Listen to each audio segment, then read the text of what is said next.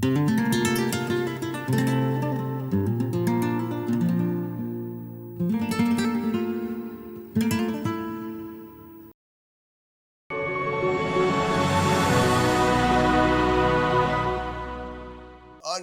இயேசு கிறிஸ்துவினுடைய நாமத்தினாலே உங்கள் அனைவருக்கும் எங்களுடைய அன்பின் வாழ்த்துக்கள். தினம் ஒரு வாக்குத்தத்த நிகழ்ச்சி மூலியமாய் உங்களை சந்திப்பது எங்களுக்கு மிகவும் மகிழ்ச்சியா இருக்கிறது. இந்த காலையில சங்கீதம் 102வது அதிகாரம் 16வது வசனம் வாசிக்க கேட்கலாமா? திக்கற்றவருடைய ஜெபத்தை நல்லா கவனிக்கணும். திக்கற்றவர்களுடைய ஜெபத்தை அலட்சியம் பண்ணாமல் அவர்கள் விண்ணப்பத்தை அங்கீகரிப்பார். இன்னைக்கு காலையில உங்க விண்ணப்பம் ஆண்டவர் அங்கீகரிப்பார். மோசேவும் ஆரோனும் சாமுவேலும் தேவனை நோக்கி கூப்பிடும்போது அவங்க ஜெபத்துக்கு மறு உத்தரவு கொடுத்தார். இன்னைக்கு நீங்களும் நானும் யார் உங்களுக்கு செவி கொடுக்குறாங்களோ இல்லையோ, யார் உங்களை பார்க்குறாங்களோ பார்க்கலையோ, ஆண்டவர் இன்னைக்கு காலையில் சொல்லுகிற திக்கற்றவர்களுடைய ஜெபத்தை ஆண்டவர் அலட்சியம் பண்ண மாட்டார். அவங்க விண்ணப்பத்தை அங்கீகரிப்பார். இன்னைக்கு நிறைய பேர் பார்த்தீங்கன்னா பெரிய பெரிய அதிகாரி கிட்ட நம்ம மனு கொடுக்குறோம், மினிஸ்டர் கிட்ட கொடுக்குறோம் நம்ம குடும்ப கஷ்டத்துக்காக, தேவைக்காக, வீடு இல்லை, என் பிள்ளைகளுக்கு வேலை இல்லை, ஏதோ ஒரு விஷயம், அநேக காரியங்களை வேதனையோடு கூட நான் நிறைய பார்ப்பேன். நான் அந்த செய்தியெல்லாம் பார்ப்பேன். அங்கே கலெக்டர்கிட்ட மனு கொடுக்குறது, மினிஸ்டர்கிட்ட மனு கொடுக்குறது, பார்த்தீங்கன்னா நிறைய மனு கொடுக்குறோம். ஆனால் அந்த மனுவெல்லாம் உடனே நமக்கு பதில் கிடைக்கிறான்னு பார்த்தீங்கன்னா நிச்சயம் கிடையாது. ஏன்னு கேட்டீங்கன்னா வசதியானவங்க, பணம் படைத்தவங்க, செல்வசியமானவங்களெல்லாம் யாரும் போய் அங்கே மனு கொடுக்கல. ஏழ்மையில், வறுமையில், பசியில், கஷ்டத்தில், கடந்து வழியில், அநேக நெருக்கத்தில் இருக்கிறவங்க தான் போய் ஏதோ ஒரு மனு கொடுக்குறோம். ஆனால் இங்கே ஆண்டவர் சொல்றாரு, ஆண்டவர் உங்களுக்கு அங்கீகரிப்பார். திக்கற்றவர்களாக இருக்கிற நீங்கள் விண்ணப்பம் என்பதே, ஜெபம் என்பதே ஆண்டவர்கிட்ட நம்ம கொடுக்குற ஒரு மனு மாதிரி. ஆண்டவரே எனக்கு பதில் கொடுப்பு. அதான் வேதம் சொல்லுது. சங்கீதம் 10வது அதிகாரத்தில் 14வது வசனம் வாசிக்கலாமா? அதை பார்த்திருக்கிறீரே, உபத்திரவத்தையும் குரோதத்தையும் கவனித்து இருக்கிறீரே, நீர் பதிலளிப்பீர். ஏழையானவன் தன்னை உமக்கு ஒப்புவிக்கிறான். திக்கற்ற பிள்ளைகளுக்கு சகாயர் நீரே. நாம வேற யாரும் கிடையாது. தெளிவா சொல்றார் ஆண்டவர். சகாயம் என்றால் என்ன அர்த்தம்? உதவி. உடனே ஆண்டவர் உடனே அங்கீகரிப்பார், பதில் கொடுப்பார், உதவி எதாகிலும். அதுக்குதான் சகாயர் நீரே. ஏன்னா உண்மையில நமக்கு யாரும் இல்லைங்க.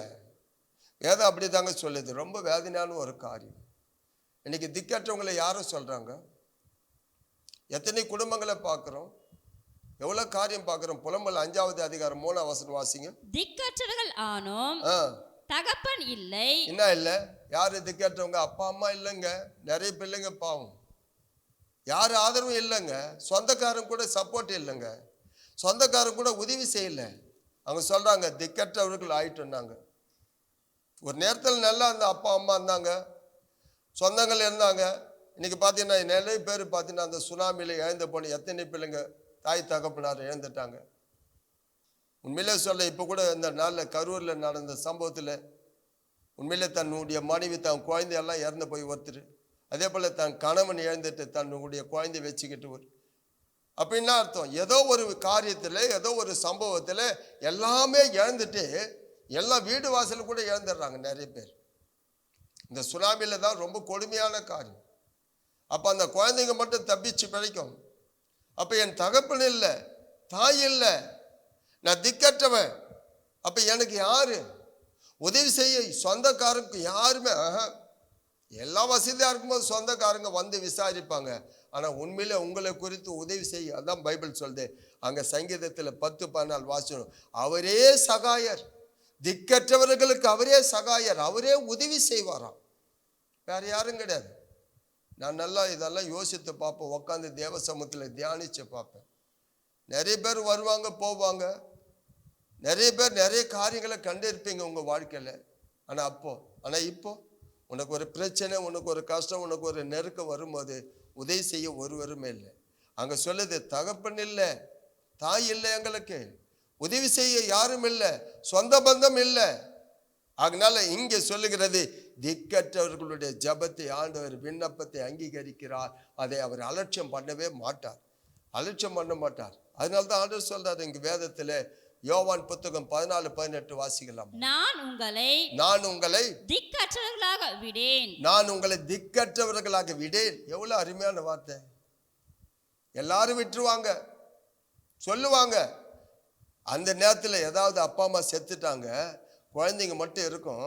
நிச்சயமா நான் நிறைய பார்த்துருக்கேன், நியூஸில் பார்ப்பேன். நான் அப்பா அம்மா 2 பேருமே ஏதோ ஒரு விபத்தில் செத்துருவாங்க, குழந்தை மட்டும் இருக்கும். அப்போ அவங்க எல்லாம் சொல்லுவாங்க தெரியுமா, இந்த குழந்தைய நான் பார்த்துக்கிறேன், சொந்தக்காரங்க சொல்லுவாங்க. ஆனால் சாவு எல்லாம் முடிஞ்ச பிறகு யோசிப்பாங்க. அது அப்படியே நிற்கும், பாவம் தனித்து நிற்கும், அனாதியாக நிற்கும். உண்மையில் அதெல்லாம் பார்க்கும்போது வேதனை. இதுக்கெல்லாம் அதே மாதிரி ஒரு சூழ்நிலை நம்ம வாழ்க்கையில் நம்ம எல்லாத்தையும் இழந்துட்டே இருப்போம், தனியாக இருப்போம், தனிமைப்படுத்தி இருப்போம். சொந்தங்கள் எல்லாம் போயிடுவாங்க, எல்லாம் விலகிடுவாங்க. என்ன வாழ்வாதாரம், என்ன அதுக்கு வாழ்க்கை? அப்போ ஆண்டவர் இன்னைக்கு சொல்றாரு, எல்லாம் போட்டோம் விடு.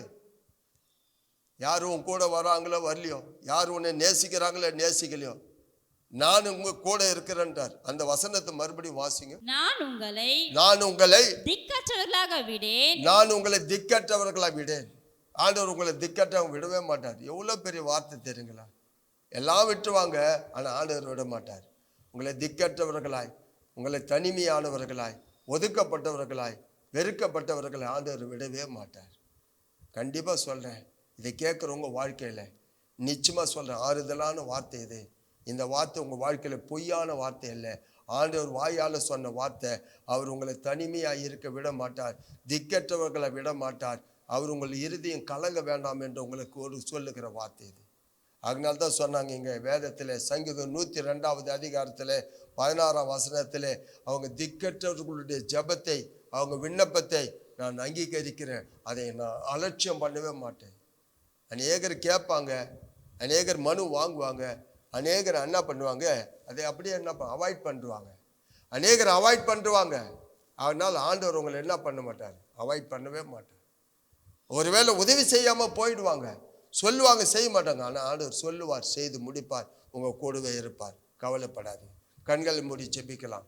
மகா இரக்கமும் கிருபை நிறைந்தவரே, நேற்றும் இன்றும் என்றுமே மாறாமல் இருக்கிறவரே, ஆண்டவராகி இயேசு கிறிஸ்துவுடைய நாமத்தினால இந்த வார்த்தை எங்கள் வாழ்க்கையில் இந்த காலையில் உண்மையிலே ஆண்டவரை பலனை கொடுக்கிறது சாமி, விசுவாசத்தை கொடுக்கிறது, ஆறுதலை கொடுக்கிறது.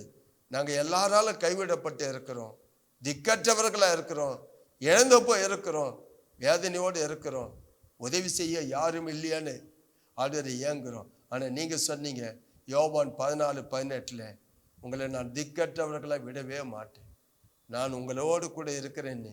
இன்னைக்கு எங்களுக்கு அப்பாவா அம்மாவா ஆண்டவர் எல்லாமே நீங்கள் தான்பா, உங்களை தவிர யாருமே இல்லை. நாங்கள் ஆண்டவர் உங்கள் பாதத்தில் வச்சுட்டோம், எங்களை நீங்கள் நடத்துங்கப்பா, உங்களுடைய கரத்தில் கொடுக்குறோம். இயேசுவின் நாமத்தினால ஜெபிக்கிறோம் நல்ல தகப்பனே.